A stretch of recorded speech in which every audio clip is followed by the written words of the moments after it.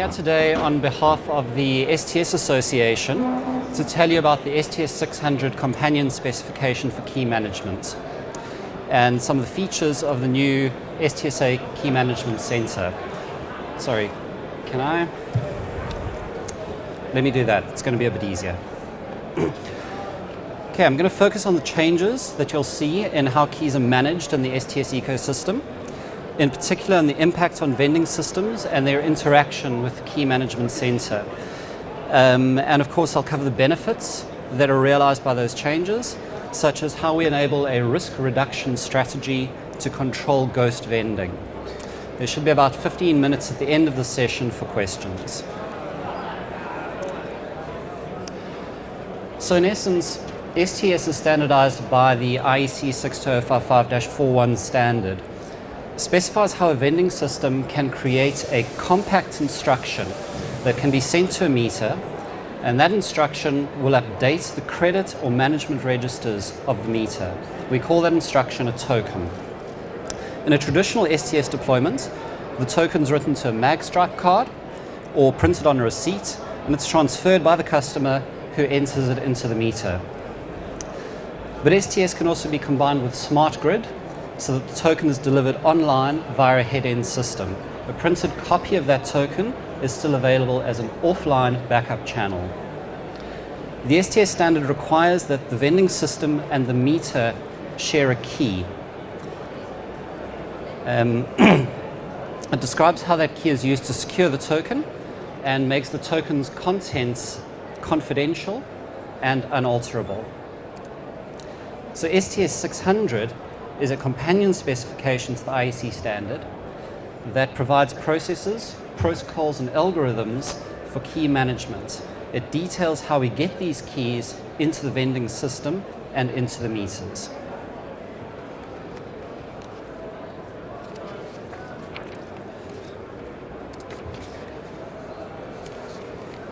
Okay. Now, the IEC standard also mandates that a vending system must use a security module to create tokens. Only the security module is allowed to handle keys. The reason for this is that a security module allows keys to be used but not copied. It's also able to enforce usage rules around those keys. Now, the reason a security module can do this is because it's a dedicated hardware device with a very small attack surface. We have one protocol and a few dozen functions in that device. It also has hardware defenses that detect and respond to physical attacks on the device to ensure complete protection of the keys. Now, contrast that to an online server with an operating system, servers, network access, off-site backups. That is a huge attack surface, and an attacker only needs to find one weakness to get in there, copy your keys, and then you've permanently lost control of your keys. Security modules are widely used by governments and industries that have high security requirements. They're certified to security standards developed by the US government and by the payment card industry. And the bottom line is that if you can account for a security module, you can account for your keys. That's important because your keys protect your revenue stream. Anyone with a copy of your keys can create tokens, and that's equivalent to printing money.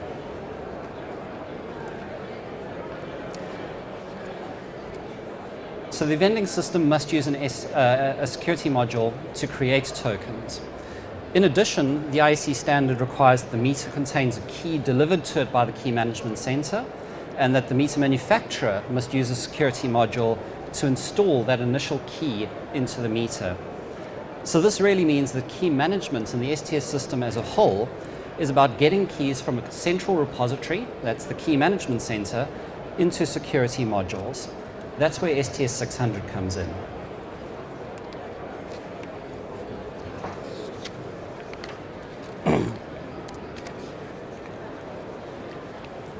So STS600 standardizes the interface between the Key Management Center and the security module. There are two different interfaces. They follow the model suggested in the IEC standard. The first interface is for security module initialization. It's used once off when the security module is manufactured. The second interface is for vending key load, and it's used periodically in operation. We've used state-of-the-art security techniques for these interfaces. Our approach is completely standards-based. All the techniques are published in existing ISO standards, and they're also recommended by the US National Institute of Standards and Technology, by the European eCrypt 2 project, and by the Japanese CryptRec project. The techniques are intended to match, or in some cases exceed, the security requirements of smart grid. In addition to that, STS600 has been subject to an independent security review. And all this means that the new standard is much, much more secure than existing STS practice. The original STS security techniques were selected back in 1993. They've remained secure for over 2 decades. And so what we're doing here is being proactive about security for the next few decades.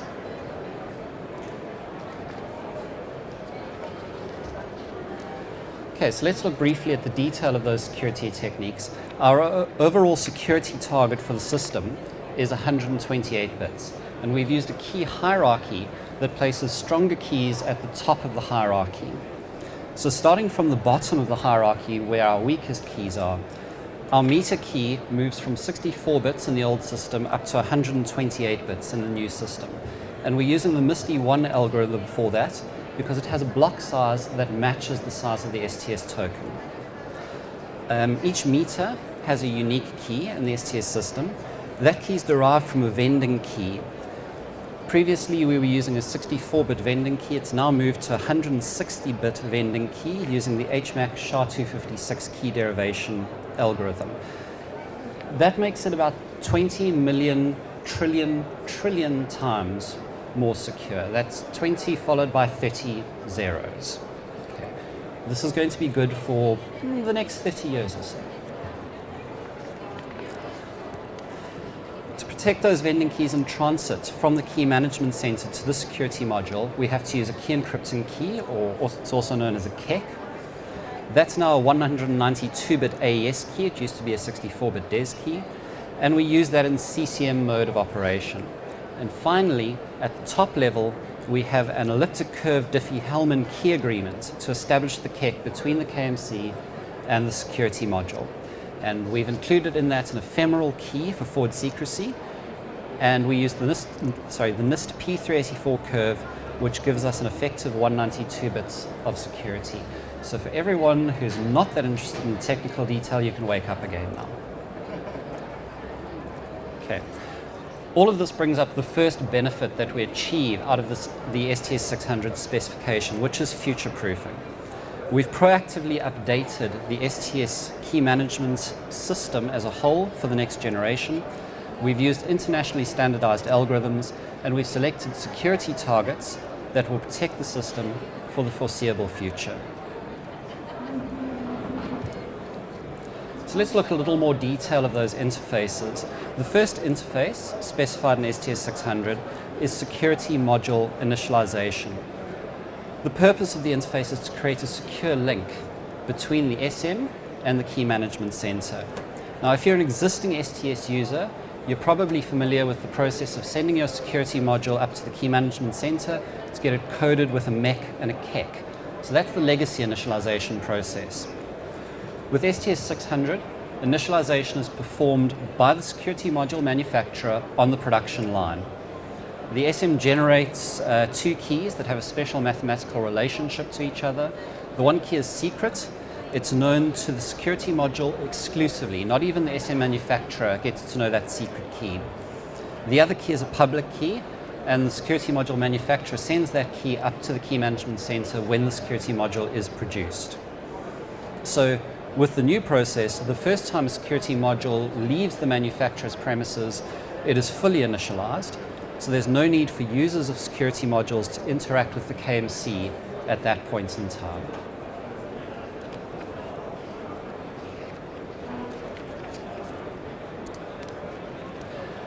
So that realizes our second benefit of STS600. The security module no longer needs to physically travel to the key management center. All the shipping is between the manufacturer and the points of operation, and that simplifies the logistics.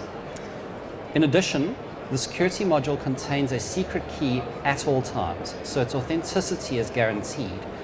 Any attempt to modify or substitute that device while it's in transit will break its link to the key management center. Altogether, this secures the supply chain and it protects against fraud. So our design of this initialization process has been informed by the experiences and the standards of the payment card industry. That market has seen advanced attacks on point of sale terminals and their handling between manufacture and operation. So we've taken the lessons that they've learned and applied them to our initialization process.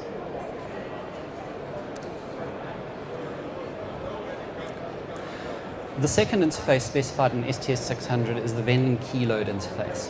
The purpose of this interface is to convey vending keys and associated metadata from the key management center down to the security module. So again, if you're an existing STS user, you're probably familiar with the process of requesting a key load file. Right now, the security module's operator and the key's owner co-sign a request form that's sent up to the key management center, and you get back a key load file containing the requested keys. With STS600, the security module creates a digital request that gets sent up to the key management center. That request contains a cryptographic challenge, and it's constructed using the security module's secret key, which was put there during initialization. So the key management center receives that request, and it looks up the security module's public key, which it received from the manufacturer when the module was created. Using both the public key and the challenge, the key management center can verify the authenticity of that request, and it can complete an asymmetric key agreement algorithm that results in the key management center and the security module sharing a unique key encrypting key. The KMC is then going to select all of the vending keys that are pre-authorized to that security module. It'll put those keys in a key load file, with each key protected by the key encrypting key. So I mentioned pre-authorized. I'm going to come back to the issue of pre-authorization later. But for now, I'd like to note that obtaining a key load file is a straightforward digital request and response between the security module and the key management center. The owner of the supply group code or the vending key is not involved at the time the key load file is issued. Once it's issued, the key load file is delivered to the security module, which can verify that its contents are intact. The security module decrypts the keys and can then use them to create tokens. So in STS600, there's a definition for an advanced key load file. It's much, much more secure than the legacy key load file format. As I mentioned earlier, we've got 192-bit AES encryption with integrity protection, and it's at least a trillion times more secure. So that's going to sound excessive, but at the rate computing power progresses, we're going to be pretty glad that we made this choice in 30 years' time. Each record in that key load file includes metadata.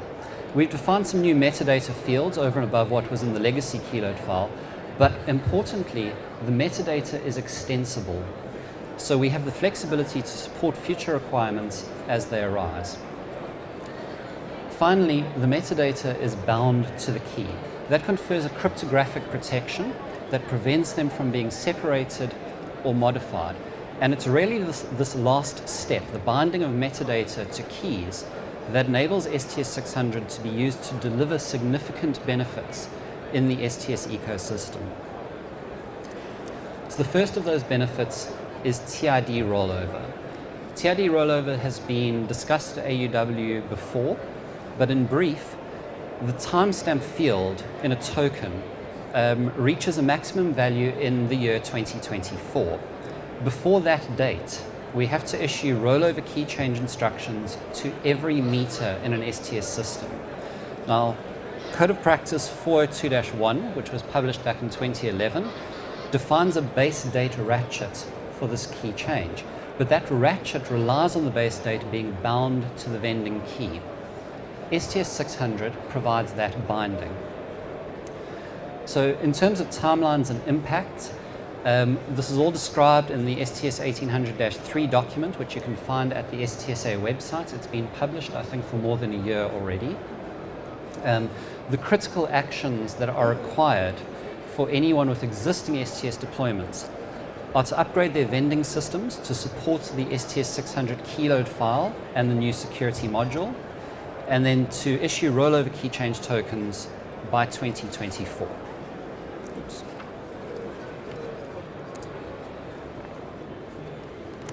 Right.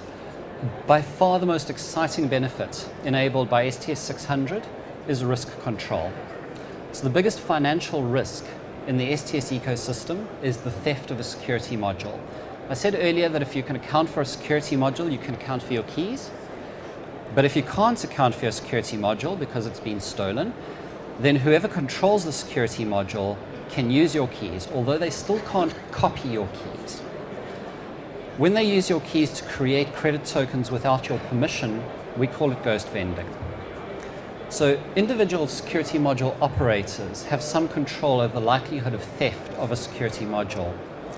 But at a system level, we're aiming to control the overall magnitude of the risk. So what we're doing is we're providing policy-based control. The idea is that a key owner expresses a key use policy to the key management center, and that the KMC takes that policy and propagates it down to the security module as metadata in the keyload file. The security module then enforces that policy on behalf of the key owner. So this is a big change. The security module isn't going to do whatever its operator instructs. Instead, it's going to enforce some limits defined by the vending key's owner. I should note, for those of you already familiar with the STS system, vending key owner and supply group owner are synonymous. Okay, so what is a key use policy? Basically, it allows a vending key owner to dictate limits on where, when, and how their key can be used. The first limit is which security modules are allowed to use the key. This is the pre-authorization that I've referred to before.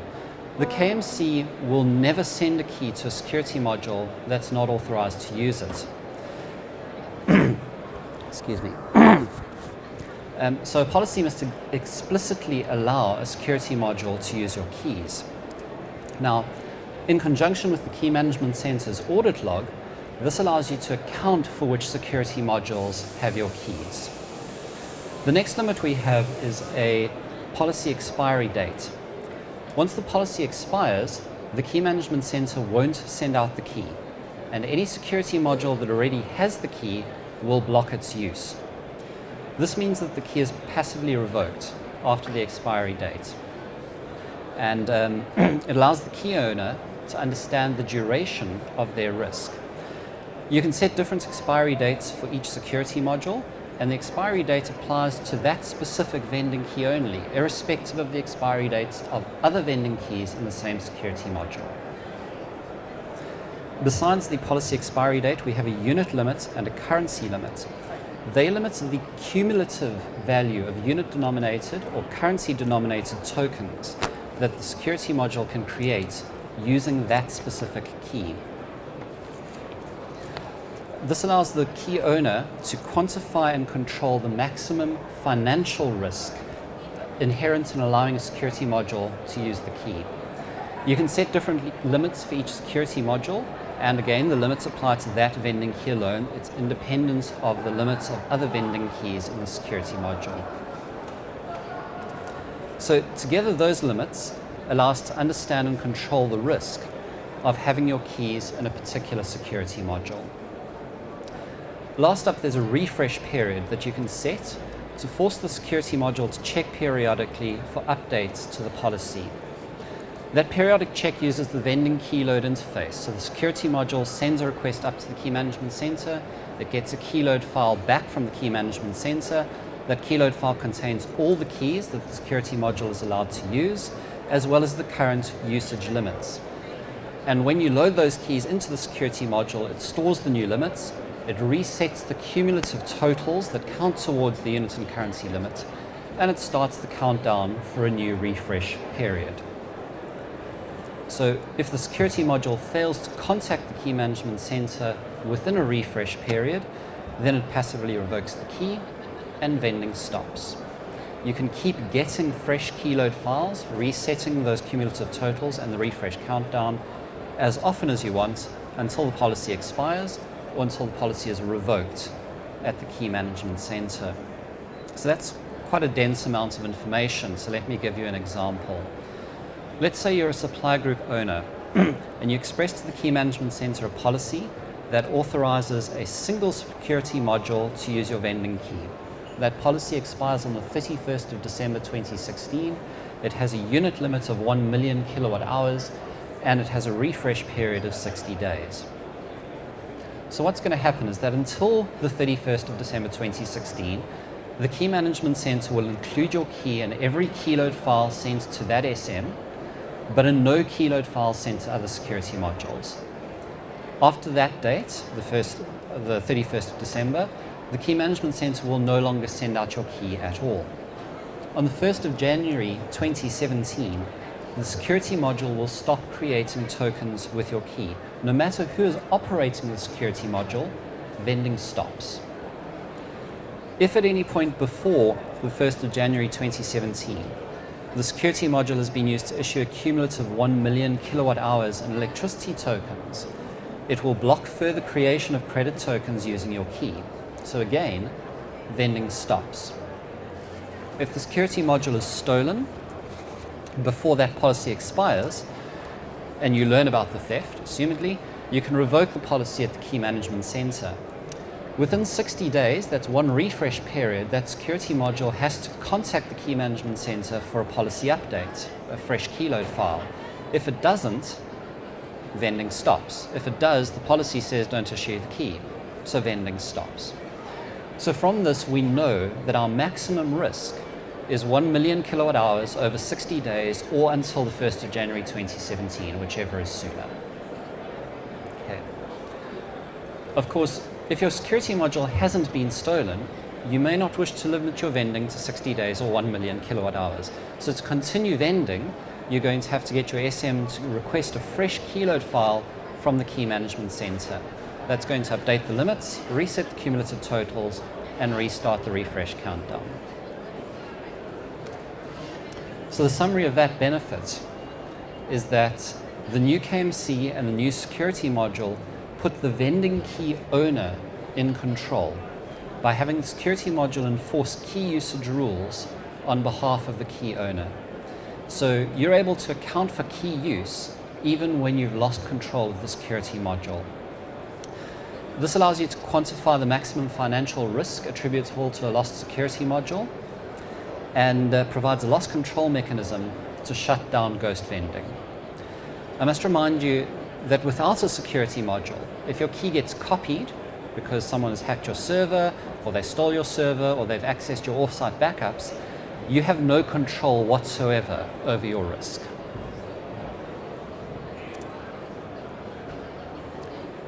Okay, so I'd like to mention a few benefits of the new key management center beyond STS600. So what we're doing there is we're replacing the aging infrastructure with some new IT systems and applications. In the process, we're improving our capacity for disaster recovery, and we're also improving security by using the new security modules to protect the key management system's vending key storage. The KMC has transitional support for legacy security modules. We've migrated across the keys from the ESCOM Key Management Center, and we're able to issue legacy keyload files to existing security modules that were coded at the ESCOM Key Management Center. And the intent of all of this is to guarantee security as well as continuity of service. And one last benefit I need to mention is that excuse me, STS600 specifies how a security module can receive keys from more than one key management center. So this means that the STS ecosystem as a whole supports the existence of many key repositories, not just one. So if you feel a particular need to deploy your own key management center instead of using the services of a third party such as the STS Association, that is an option. So the impact of all of these changes. Most importantly, they're not going to affect your deployed STS meters. Your meters continue to work as long as you do the rollover key change token before 2024.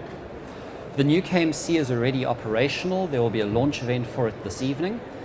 The new security module is in final testing for certification. So that means that the remaining impact is primarily excuse me, on vending systems. Those vending systems need to support the new enhanced keyload file and the new security module. So once the vending systems are upgraded to support the new KLF and the new security module, you will get these security and risk management benefits immediately that you deploy those changes. You then have through until 2024, so that's hopefully going to be about 8 years, to get the rollover key change tokens sent out to all of your meters. There's also a change for supply group owners. You're no longer going to co-sign a keyload file request form. Instead, what you're going to do is in advance, you're going to express a key use policy to the Key Management Center. By doing so, you're going to pre-authorize specific security modules to be able to use your keys, subject to time and value limits.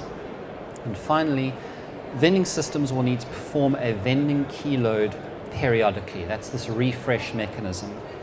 And you need to get that fresh keyload file and update the key limits in your SM. If you fail to do that, if you fail to get a refresh keyload file periodically, your security module is going to stop vending. Okay, so that's a critical change in the operation of vending systems. You need to get this keyload file on a frequent basis or your vending system is going to stop working. And again, that's a straightforward request and response to the KMC and a response back to the security module. There are no forms, no signatures. It should have a short turnaround time. All that happens is the security module sends up a request. The KMC sends back a keyload file containing all of the keys that the SM is allowed to use in terms of the lodged key use policies.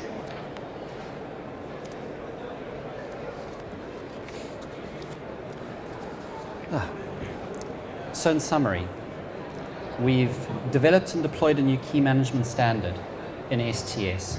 We've future-proofed it by using strong security techniques from international standards. We've added supply chain security and simplified logistics. We've enhanced the keyload file, most crucially, binding metadata to the keys and providing for extensible metadata to support future requirements. That's enabled TID rollover as planned in Code of Practice 402-1 and as laid out in STS 1800-3. It's also allowed us to add risk control features to the Key Management Center and to the security module so that a vending key owner can state a key use policy that is enforced by the security module. This controls loss, it stops ghost vending, and it secures the revenue stream from prepayment meters. And finally, utilities or nations have the option to deploy their own key management center. So, in conclusion, I'd like to note that STS complements Smart Grid. STS is a secure, vendor-neutral standard to transfer credit to prepayment meters. It supports both unit-based and currency-based credit. We have a compact token that can be delivered online via a head-end system, and there's a standard STS 101-2 that addresses delivery of that token via DLMS and COSIM. A printed copy of the token is available as an offline backup channel, which is invaluable for handling intermittent communications. And you get your keys and your revenue stream protected by a security module. That's it.